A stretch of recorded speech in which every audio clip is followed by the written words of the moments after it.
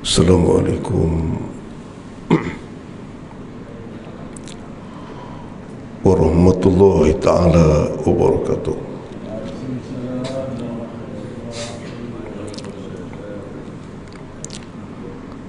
Alhamdulillahilladzi 'allama bil qalam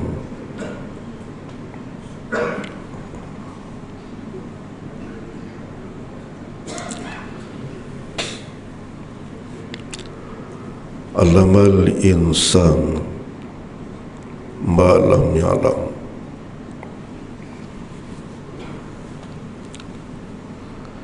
Asyhadu an la ilaha illallah wa asyhadu anna Muhammadan abduhu wa rasuluhu.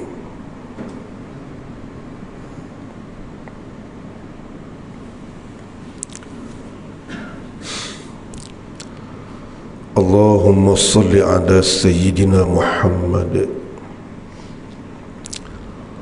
wa ala alihi wa sahbihi wa tabi'i tabi'in wa tabi'ihim bi ihsanin ila yaumiddin. Faqala Allah Ta'ala fi kitabihil karim, a'udzu billahi minasy syaithanir rajim. Ya ayyuhalladzina amanu qu anfusakum wa ahlikum naro. Sadaqallahul azim. Yang dikasihi ya Al-Fadhil Tuan Imam yang memimpin sembahyang kita, yang dikasihi dan dihormati seluruh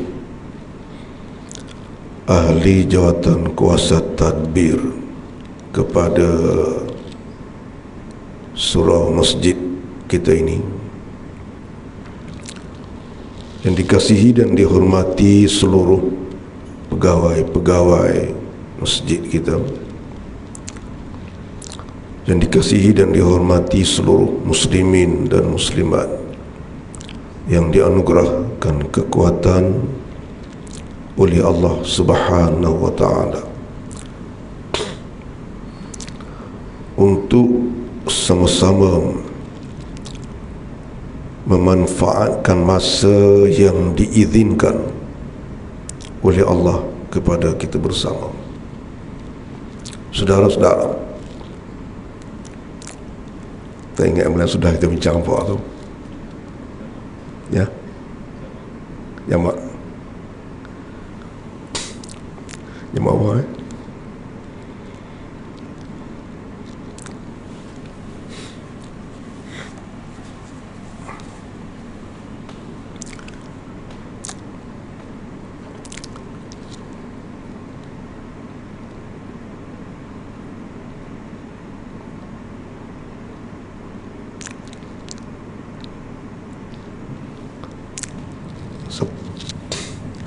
Siapa ada ingat bulan sudah kita bincang? Saya tak ingat, terlupa.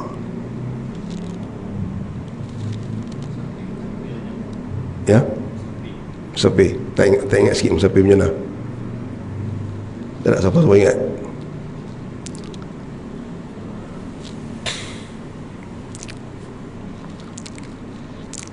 Ada ingat sikit-sikit tak?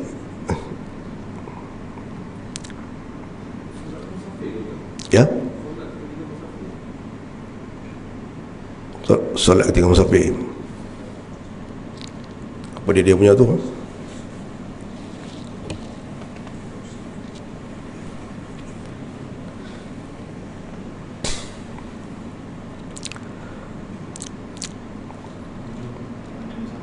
Okey. Makna musafir. Makna musafir. Bulan sudah kita bincang maksud ataupun makna asas musafir siapa dia. Okey. Jumaat ada kita sentuh, ada pernah kita dah belajar, dah bincang. Jumaat, kehadiran Jumaat ada kita bincang belum? Okay.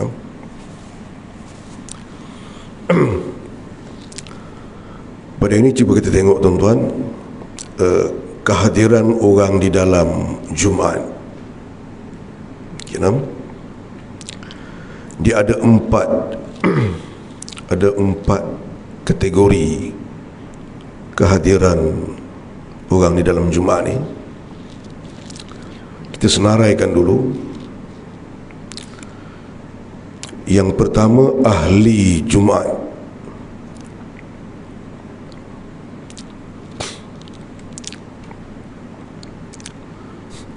Yang kedua, orang yang wajib Jumaat tetapi tidak dikira wajib Jumaat tetapi tidak dikira kehadiran dia.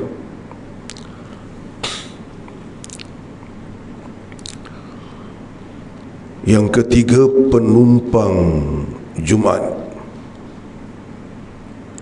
Penumpang Jumaat.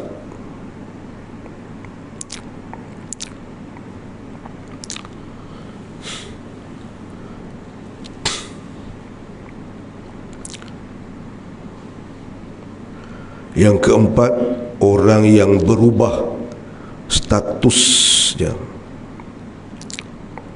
Orang yang berubah statusnya. Okey, kita pergi satu-satu tuan-tuan. Yang pertama, ahli Jumaat. Ahli Jumaat ialah kelompok yang Jumaat dikira berlaku di atas bilangan mereka. Dia adalah ahli Jumaat. Mereka hendaklah melengkapi beberapa perkara asas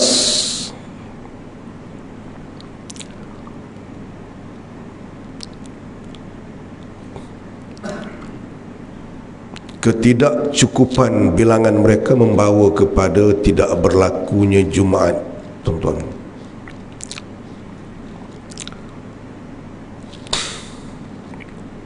Misalnya kita kata, kalau fatwa semasa meletakkan 40, maka ahli Jumaat tu dia kena jagalah. Kalau tak cukup seorang, Jumaat tu tak jadi.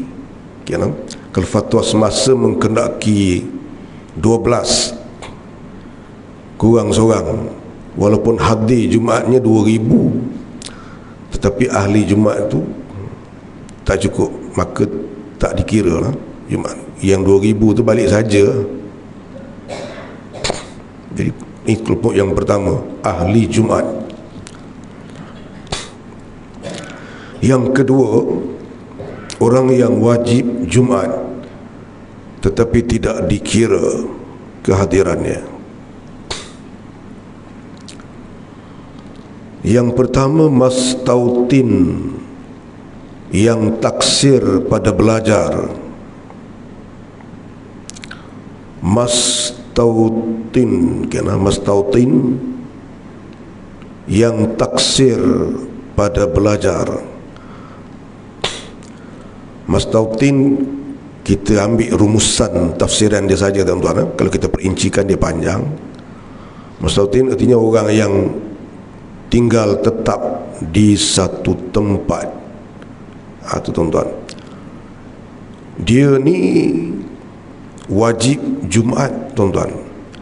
Tapi kalau dia taksir pada belajar, dia wajib hadir Jumaat tapi dia tak dikira, tuan-tuan. Taksir tu apa dia, tuan-tuan? Taksir tu asal daripada perkataan qassara, memperingkaskan. Taksir asal maknanya memperingkaskan, digunakan dalam istilah kitab Arab dan kitab Melayu, tuan-tuan, yang membawa maksud orang yang malas belajar, tuan-tuan. Padahal fardu ainnya tidak lepas. Kalau kita fardu ain kita tak lepas, tuan-tuan, kita malas belajar. Kita orang mastautin, kita wajib hadir Jumaat tetapi kehadiran kita tak dikira. Wajib hadir tapi tak dikira, tuan-tuan. Itu mastautin yang taksir pada belajar, padahal fardu ainnya tidak lepas.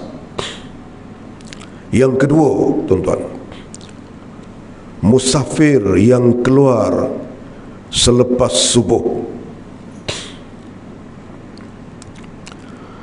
Kerana musafir yang keluar selepas subuh, kita bermusafir tetapi musafir kita tu selepas subuh. Apa maksud musafir lepas subuh, tuan-tuan? Semasa masuk waktu subuh, kita masih berada di dalam kelompok kediaman kita, walaupun sembahyang subuh di luar. Misalnya kita kata masa masuk waktu subuh tu kita masih dalam seksyen 20 kita ni, sembahyang di Batu Tiga, sembahyang subuh, tuan-tuan. Kita dikira musafir selepas subuh. Kita wajib mencari Jumaat, bukan sekadar wajib Jumaat, wajib mencari Jumaat, tuan-tuan. Tapi kehadiran kita tidak dikira. Katalah orang tak cukup, ada 38 orang, kita masuk 5 orang, tak kira kita tu. Kita wajib hadir tetapi tidak dikira untuk mendirikan Jumaat, tak kira kita. Belah kita wajib hadir tapi kehadiran kita tidak diambil kira, tuan-tuan.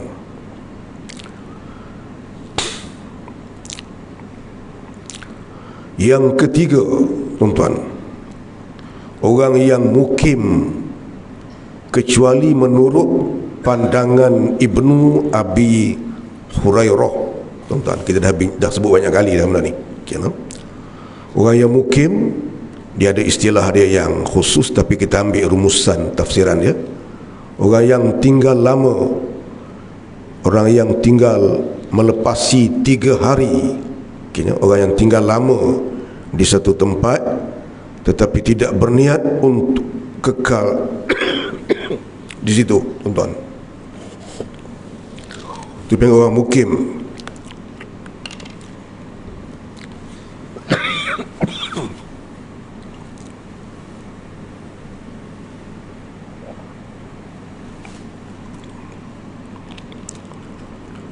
Orang mukim dalam mazhab kita tak dikira, tuan-tuan.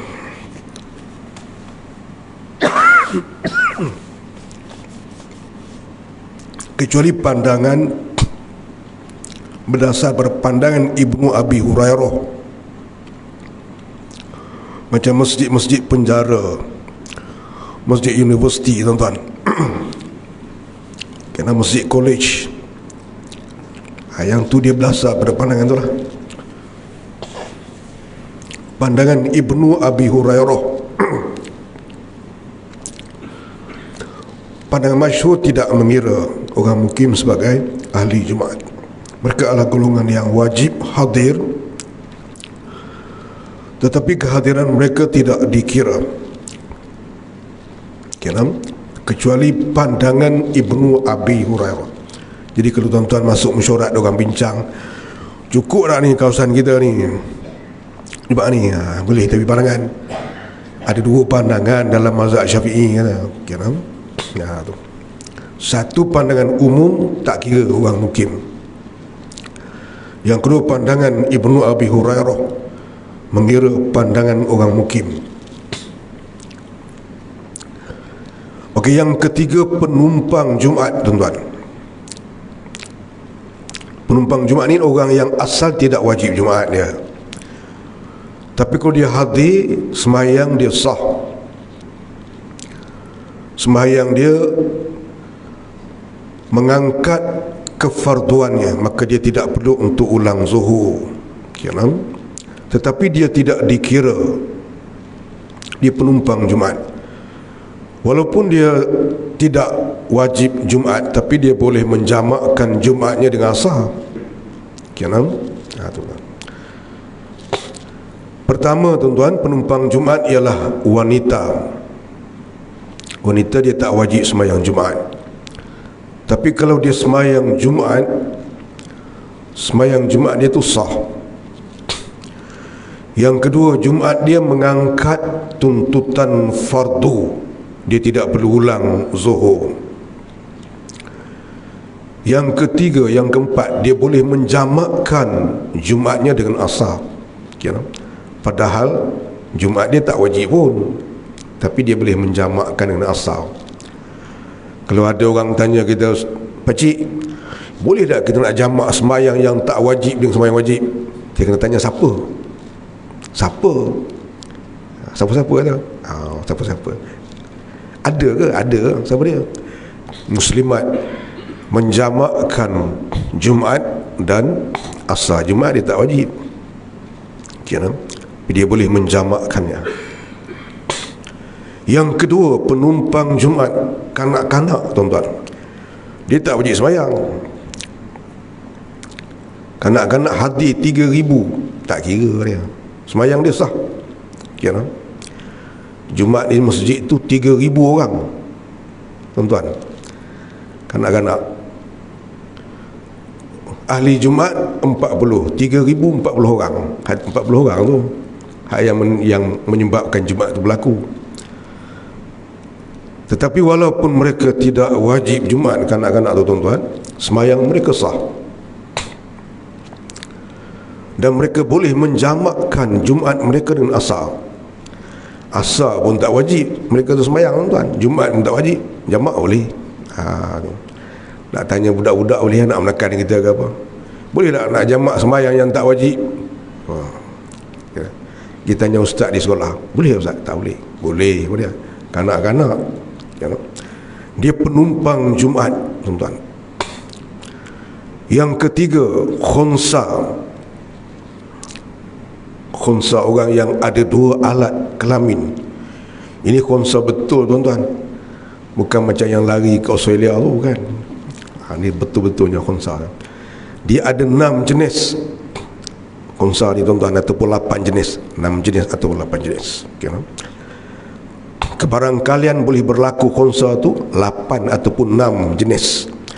Mereka tidak wajib sembahyang Jumaat, tapi kalau mereka sembahyang Jumaat, Jumaat mereka sah. Dan Jumaat itu mengangkat tuntutan fardu kepada mereka. Dan Jumaat itu boleh dijamakkan juga dengan asar tuan-tuan.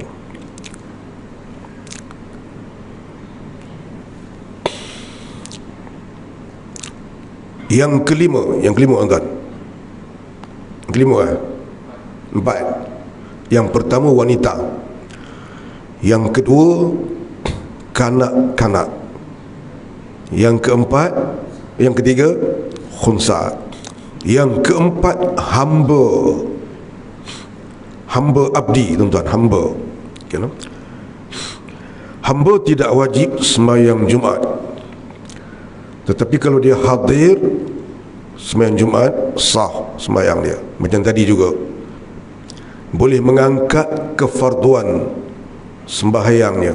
Dia tak perlu nak ulang zuhur.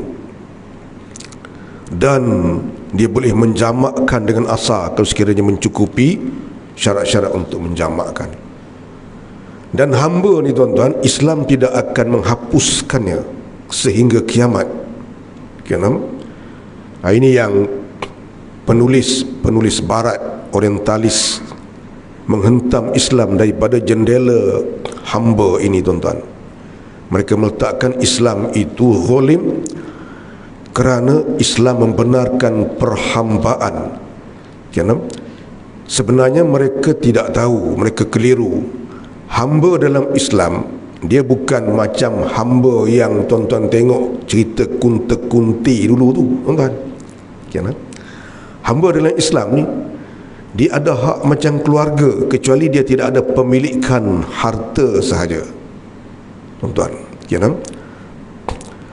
Kalau tuan dia naik motor pergi ke kebun, hamba bukan berjalan kaki, naik motor juga tuan-tuan.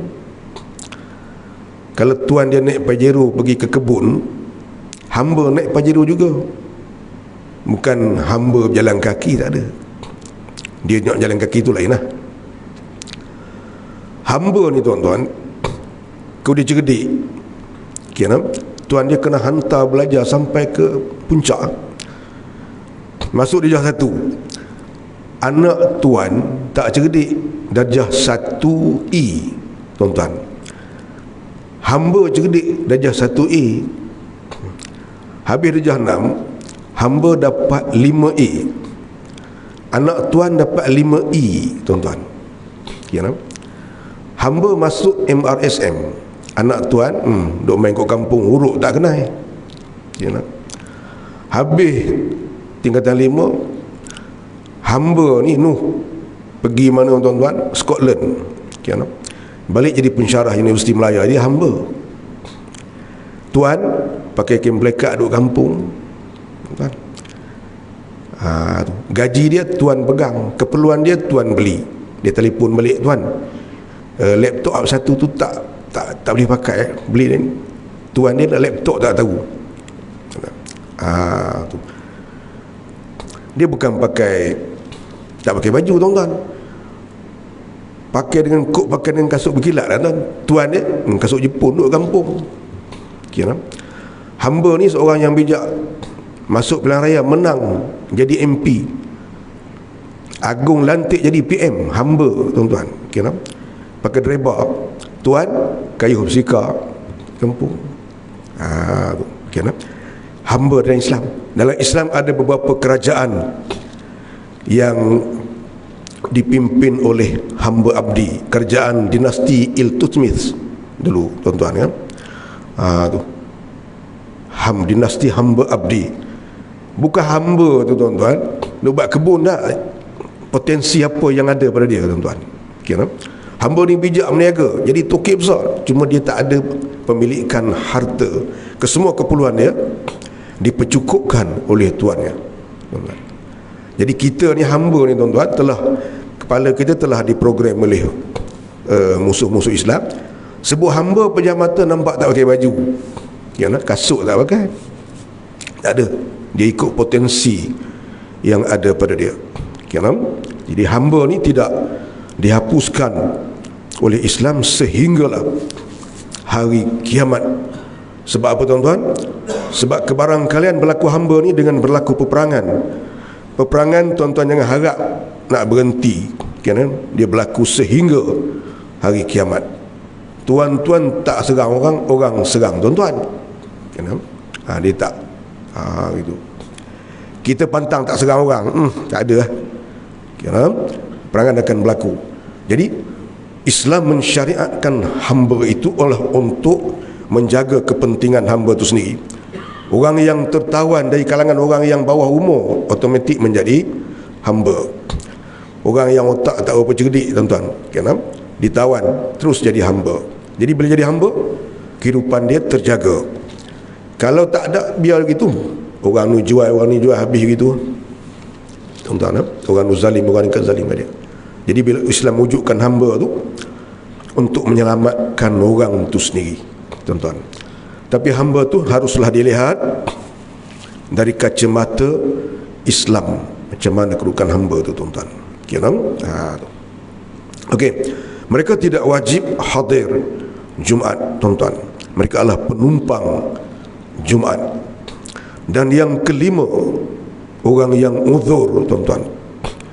Jumaat dia tak macam Zuhur, tak macam Asar, tak macam Maghrib, tak macam Isyak, tak macam Subuh, tuan-tuan. Sembahyang fardu 5, kita boleh berdiri, kena berdiri. Tak boleh berdiri, duduk. Tak boleh duduk berbaring di atas rusuk kanan atau kiri.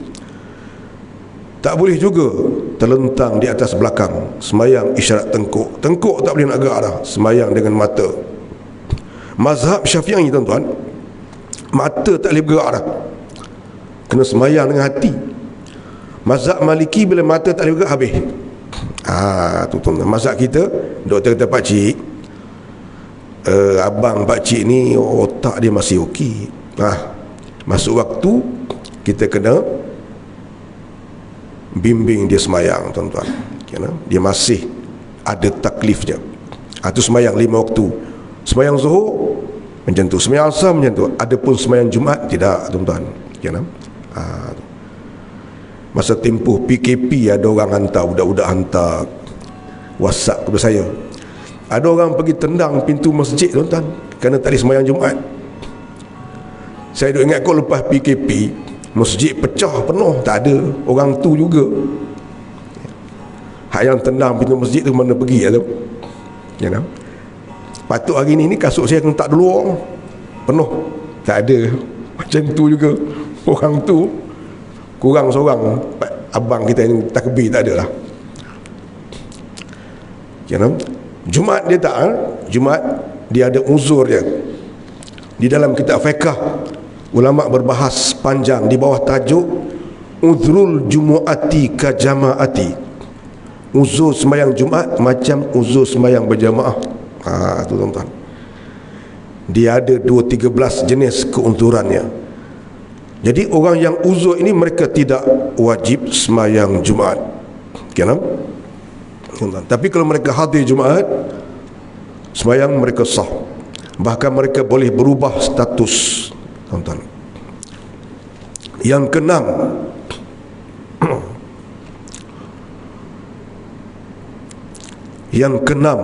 tuan-tuan, musafir sebelum subuh pada hari Jumaat.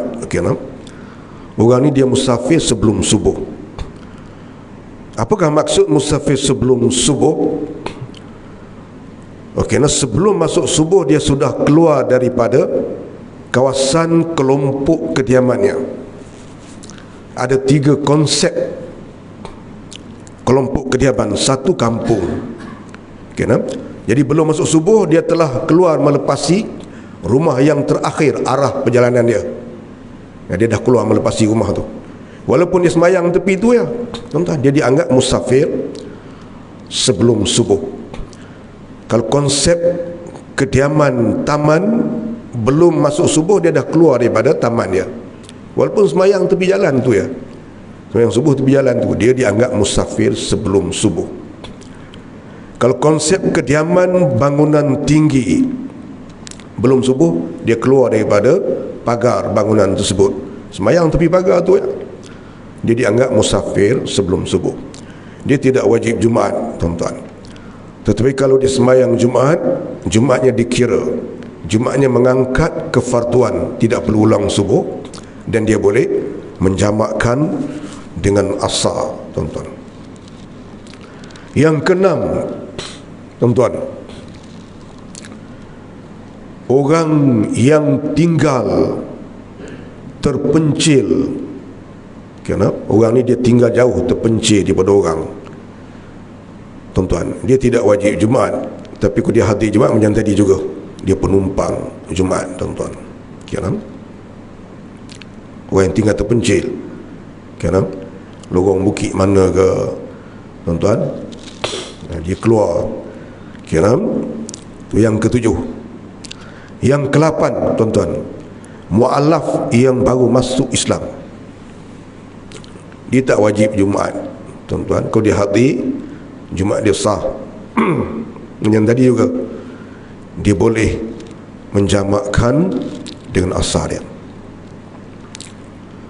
Dan yang ke-9, tuan-tuan, yang ke-9, tuan-tuan, orang yang tidur di dalam khutbah. Tuan-tuan, kita orang lelaki-lelaki ingat, tuan-tuan, kalau kita tidur dalam khutbah, kita menjadi penumpang Jumaat sahaja, walaupun asalnya kita tu ahli Jumaat.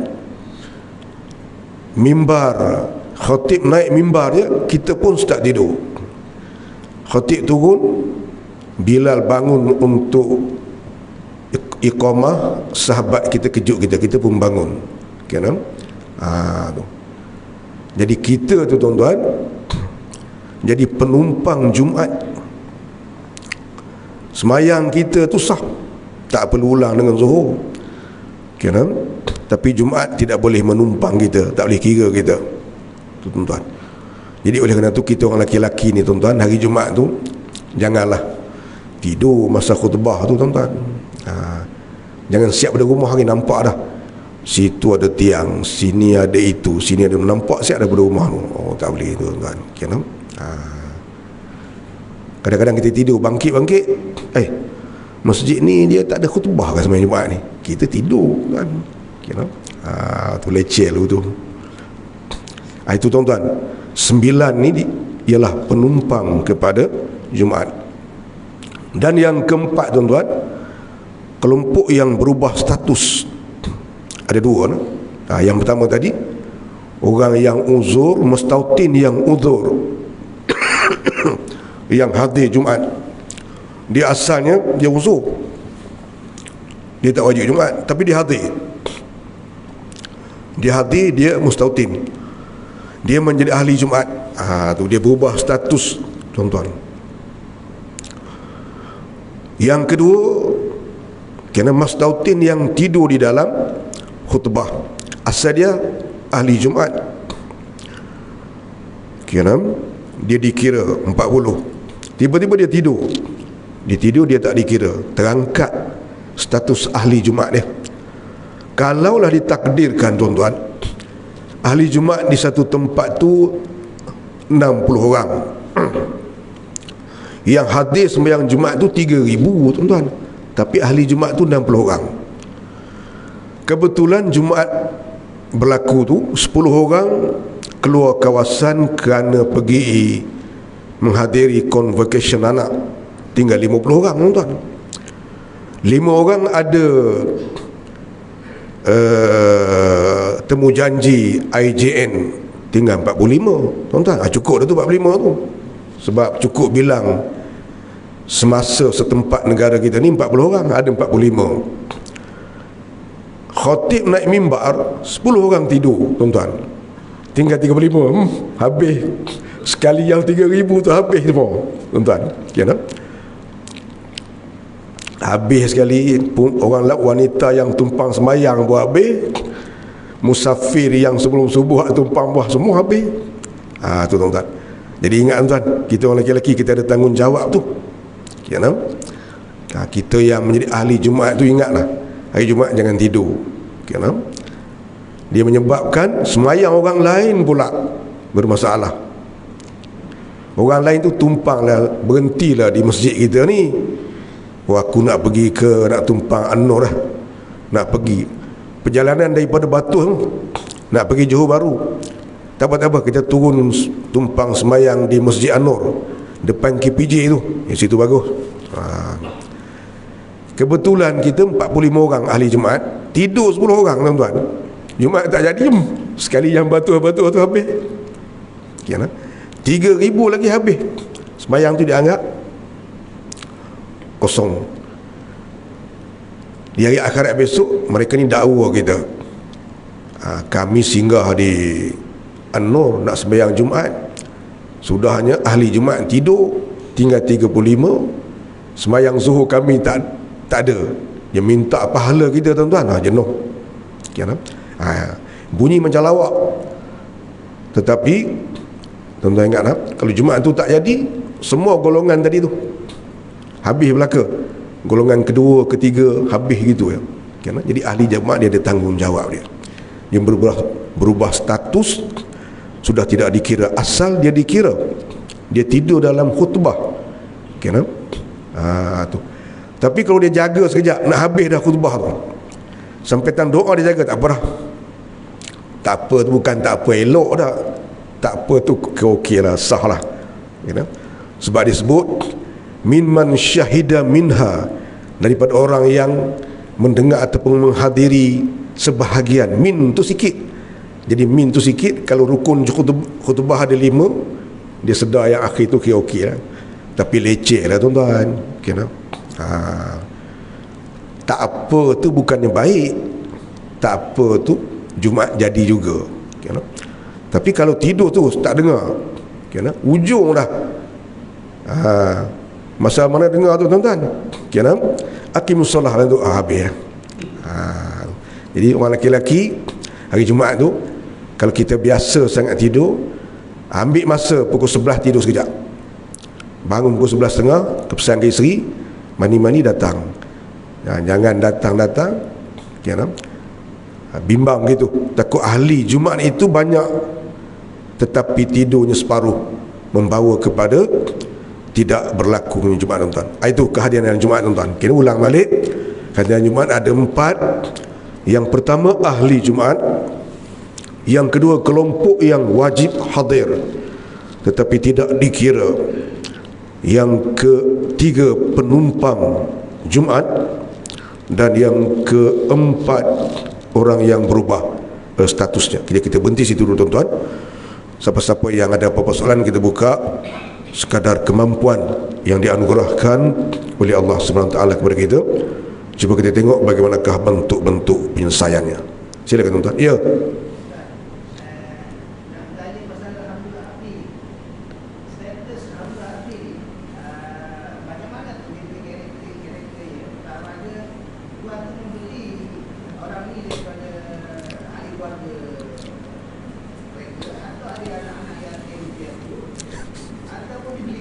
Okey, cantik. Ini Piramli ni. Dia bukan macam tu. Hamba abdi. Hamba abdi tak boleh berlaku macam tu. Kenapa? Tu. Hamba abdi ni dia berlaku dalam peperangan. Kenapa? Dia punya asas dia dalam peperangan. Bila berlaku peperangan, ada tawanan. Tawanan yang bawah umur. Kenapa? Tawanan yang bawah umur 8 tahun, 9 tahun, dia automatik menjadi hamba abdi.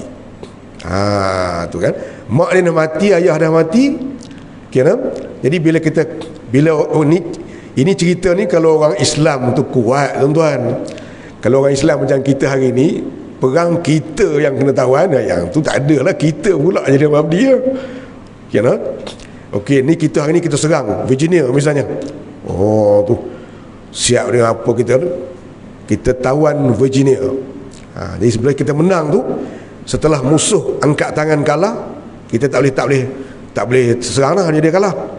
Jadi yang tertawan itu kalau kanak-kanak, dia automatik menjadi hamba abdi. Ataupun dia tak betul ni menjadi hamba abdi. Jadi bila jadi hamba abdi, khalifah, ketua negara, PM, tu sekarang ni Datuk Seri Ismail lah, tuan-tuan. Dia lah bagi, okey, ni yang tentera daripada An-Nur ni 10 orang, ambil ni 2 orang ni. Tu, tuan-tuan. Jadi bila dia ambil, budak ni terjagalah. Orang yang tak sihat ni terjagalah. Tu, tuan-tuan. Budak ni dia pelihara lah, macam anak dia. Keperluannya dipercukupkan, ke semua benda ditanggung, tuan-tuan. Kemudian budak ni kahwin sama dengan hamba juga. Anak dia tu jadi hamba jugalah. Okey, kemudian dia boleh menawarkan diri dia, tuan, bebaskan saya, boleh. Kita pun boleh, bila buat salah ni, bebaskan hamba abdi. Boleh tak? Kita boleh. Kita nak bebas dia free boleh, duit boleh. Misalnya, Mat, aku bebaskan kau, bebas lah. Kalau kita nak bebas, dia tak mau. Dia tak mau, boleh. Sebab bila dia jadi hamba ni dalam Islam, dia segala keperluan dipercukupkan, segala kita kata semua dijaga. Itu. Jadi bukan kita kata okey, anak ramai ni, isteri ada 4, anak 40, jual 10 orang. Dia tak boleh tu, tuan-tuan. Tak boleh berlaku, salah, berdosa. Orang yang merdeka tidak boleh dijual beli. Tu. Ataupun kita jumpa orang tangkap tepi jalan, pergi jual, tak boleh. Dia berlaku peperangan. Hak yang cerita orang putih tu, mereka nak memperburukkan Islam tu, lain lah tu. Dia begitu kedudukan dia. Okey, jangan soalan tu. Ya. Ada boleh tuan-tuan? Ya. Kalau kita macam student, kita belajar di luar negara lah, ya, yang berada di tempat-tempat yang terpencil. Ya. Hidup setahun 2 tahun, masjid memang tak ada, surau pun tak ada, sembahyang dekat college, dekat universiti saja. Sebab Jumaat tu macam mana? Okey, cantik. Okey, dulu ada satu di Amerika dulu, pelajar kita seorang ya, perempuan. Sekitar tahun 80 80 lebih sikit, 83, 44 itulah. Ada seorang perempuan pelajar kita. Di situ dia seorang ya. Itu berlaku. Kita kata, okey, macam mana kes pelajar-pelajar terpencil kita, tuan-tuan? Kalau mereka cukup bilangnya, katalah kita kata ada 5-60 orang tapi terpencil, tak ada masyarakat Islam mereka ya. Macam manakah urusan Jumaat mereka? Boleh pilih dua. Pertama, tuan-tuan, mereka tidak buat Jumaat. Tu semayang Zuhur biasa ya. Kerana mereka adalah kelompok orang yang bermukim. Yang kedua, kita kata mereka boleh mendirikan Jumaat dengan dua cara. Pertama, mereka keluar pergi cari tempat Jumaat, menumpang Jumaat. Yang kedua, mereka boleh mengambil fatwa semasa setempat. Jadi kalau mereka di Amerika contohnya, ambil fatwa Majlis Fatwa Amerika, Majlis Fatwa Eropah, Majlis Fatwa Amerika, tuan-tuan. Okey, jadi kalau Majlis Fatwa itu mengizinkan untuk mereka buat berdasar kepada cukup bilang dari kalangan mungkin, boleh mereka mendirikan Jumaat. Sebab budak-budak kita kalau duduk lama-lama dia tak ada semangat untuk nak hadis sembahyang Jumaat balik besok. Jadi boleh berdasarkan kepada fatwa semasa setempat. Dia tak boleh minta fatwa kat kita sini. Di Amerika tu dia ada grup Majlis Fatwa dia. Sebut saja Majlis Fatwa Amerika, tuan-tuan. Pengisi ataupun yang ada dalam tu banyak profesor fiqh Arab tu, tuan-tuan. Jadi minta, jadi fatwa mereka tu menjadi pegangan mereka, barulah boleh mereka mendirikan Jumaat di tempat mereka itu berasaskan cukup bilang mukim mereka lah. Bila duduk lebih daripada 3 hari dah jadi mukim. Tu macam dulu Masjid Negara kita pun bukan ada maslahatin, tuan-tuan, berasas kepada fatwa pandangan Ibnu Abi Hurairah tu yang mengambil kira kehadiran orang mukim. Masjid Rahman satu masa dahulu, masjid universiti, teknologi, masjid-masjid penjara, itulah pandangannya. Jadi boleh gitu, ataupun kita kata terpencil dalam negara kelompok Islam, macam kita di Hulu Temeling, tuan-tuan. Hulu Temeling tu, tuan-tuan, kita ada 2 jalan. Saya pergi sekali itu, tuan-tuan. Masuk ke jalan darat 5 jam setengah, naik 4x4. Lalu kok jalan sungai, jalan air 8 jam, tuan-tuan. Tu Hulu Temeling tu, tuan-tuan. Tapi yang saya heran ya, tuan-tuan, zaman sekarang ni pergi ke Hulu Temeling tu 5 jam setengah ikut jalan darat, 8 jam ikut jalan sungai. Tapi orang putih dah sampai, dah ambil emas di Hulu Temeling tu dulu tu. Tu dia, tuan-tuan. Dulu dah sampai dah untuk ambil emas di Tembeling Hulu tu, tuan-tuan. Jadi mereka adalah kelompok terpencil. Katalah kita kata ada 20 orang. Mereka boleh memilih lagu tadi, tuan-tuan. Tidak sembahyang Jumaat, ataupun sembahyang Jumaat, memilih untuk keluar, ataupun memilih untuk melaksanakan Jumaat berdasarkan cukup bilang yang difatwakan. Jadi mereka kena minta daripada Majlis Fatwa Pahang. Majlis Fatwa akan bersidang. Macam kes yang berlaku di Cameron Highland tahun 1985 tu, mereka sembahyang berasaskan kepada cukup bilang 12 orang. Tu. Jadi itu kalau kelompok terpencil. Kalau kelompok terpencil kalangan orang mukim boleh, tapi kena berdasar kepada fatwa semasa setempat. Tak ada, katalah kita kata macam mana, contoh macam kita Mongolia, dia tak ada badan Islam di negara Mongolia, tuan-tuan. Dan tak ada fatwa semasa setempat situ. Katalah ada satu kelompok umat Islam di Mongolia tu terpencil, pergi buat kerja apa-apa lah kita kata, tuan-tuan. Jadi katalah kontrak mereka 3 tahun duduk situ. Boleh tak mereka sembahyang? Mereka boleh memohon pandangan mana-mana, kita kata, negara ataupun mana-mana fakulti fiqh, fakulti dalam dunia ni boleh. Misalnya berhubung dengan Universiti Melaya, tu telefon Datuk Mut minta, kira. Jadi Universiti Melaya akan buat satu persidangan ataupun akan rujuk kepada untuk mereka sana, kira. Jadi kalau ada badan Islam yang menguasai, mereka kena minta situ. Kalau tak ada, boleh minta dengan mana-mana fakulti Islam ataupun mana-mana tempat, boleh, kira. Tapi dengan permintaan itu tak boleh. Bila cukup kita ada 50 orang ni, boleh lah pakai pandangan Ibnu Abu Hurairah, tak boleh, ya. Kena buat permohonan. Cantik tu pelan tu. Apa tuan-tuan kita?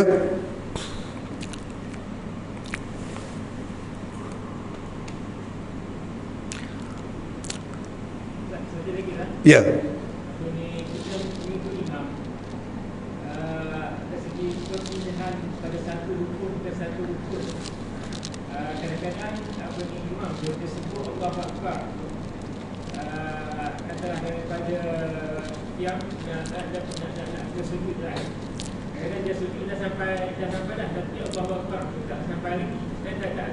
Ya. Kadang-kadang Allah Akbar tu dah jelas.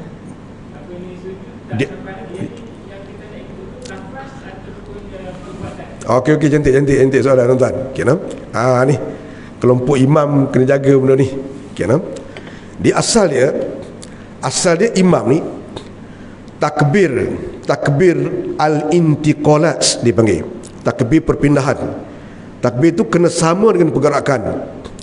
Terutama pergerakan turun rokok dan bangkit rokok. Itu adalah khusus, okay, bagi takbir untuk turun rokok dan takbir untuk bangun ni, tasbih untuk bangun rokok tu, okay, yang tu mesti betul-betul, kita kata mesti betul-betul sama dengan pergerakan, kerana dia akan melibatkan satu hukum yang lain, iaitulah hukum muwafiq masbuk. Okay, adapun takbir-takbir yang lain memang disunatkan untuk takbir itu sama dengan pergerakan.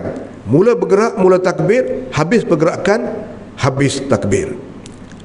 Tu tuan-tuan. Okay, kadang-kadang kita kata berlaku juga takbir tu, kita kata tak sebut lagi, dia turun dulu sampai separuh baru dia Allahu Akbar, sebab dia nafas tak cukup, tuan-tuan.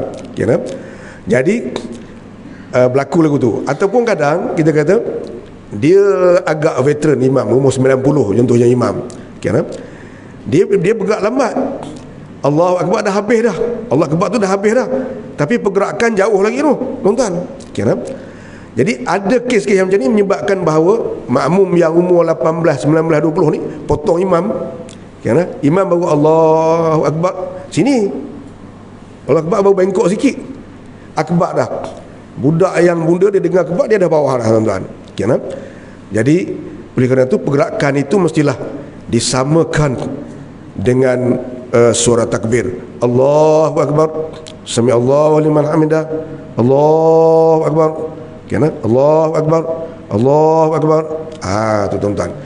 Tapi kalaulah berlaku, kita kata, okay, berlaku makmum mendahului imam, okay, apakah kesan kepada sembahyang? Yang tu kita kata tidak membatalkan sembahyang, okay, tu. Kerana kalau makmum potong imam dengan sengaja, okay, jangan bagi lebih pada 2 rukun, tak batal lagi. Tu tuan-tuan. Cuma kita kata tak elok, kerana imam siap barulah kita bergerak, okay, jadi pergerakan tu nak berasas kepada suara ataupun berasaskan kepada pergerakan, okay, asalnya berasaskan kepada pergerakan, isyaratnya ialah suara, okay, okey, dia sampai kita bergerak, dia tegak kita ni, okay, asalnya berasas kepada pergerakan, isyaratnya ialah suara, okay, tu. Oleh kerana tu suara, macam imam kita dia masih muda, okey, tuan-tuan, ada, tuan-tuan, saya pernah singgah sembahyang, takbir tu jadi slop di tengah, tuan. Allah, senyap, habis nafas lah tu. Lama tu bunyi akbar di bawah dah.